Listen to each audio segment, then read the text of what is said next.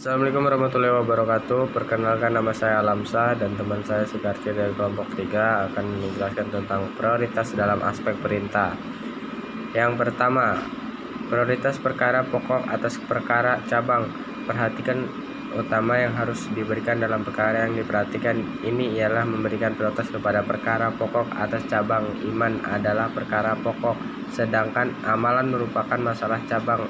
Menurut Kordawi, bahwa keimanan yang benar harus membuahkan amalan. Sejauh keimanan yang dimiliki oleh seseorang, maka akan jauh itu pula amalan perbuatannya, dan jauh itu pula melakukan perintah yang diberikan kepadanya serta menjauhi larangannya.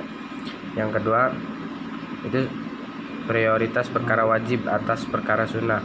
Menurut Kordawi, bahwa perkara yang termasuk di dalam fardu ini terbagi lagi menjadi fardu kifayah, yaitu suatu fardu yang apabila telah dilakukan oleh seorang atau beberapa orang, maka orang yang lain tidak berdosa bila tidak melakukannya. Sedangkan fardu ain, yaitu suatu kewajiban yang harus dilakukan oleh setiap orang telah memenuhi syarat untuk diberikan beban kewajiban.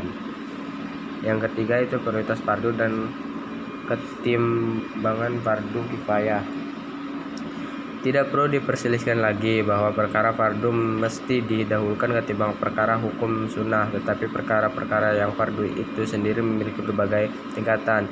Dapat ditegaskan bahwa fardu ain harus didahulukan atas fardu kifayah, karena fardu ain harus didahulukan atau fardu kifayah karena fardu kifayah kadangkala sudah ada orang yang mengerjakannya, sehingga orang yang lain sudah tidak menanggung dosa karena tidak melakukannya. Sedangkan fardu ain tidak dapat ditawar lagi karena tidak ada orang lain yang boleh menggantikan kewajiban yang telah ditetapkan atas dirinya.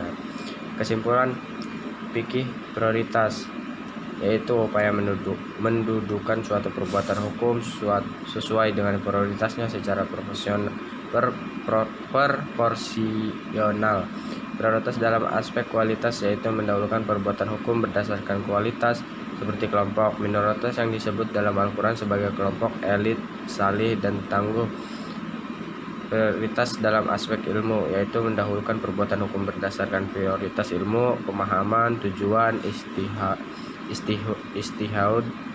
Prioritas dalam aspek perintah, yaitu mendahulukan perbuatan hukum berdasarkan prioritas perkara pokok, perkara wajib, dan kewajiban personality.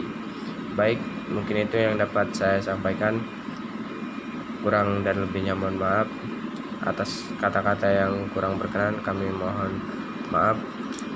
Terima kasih. Assalamualaikum warahmatullahi wabarakatuh.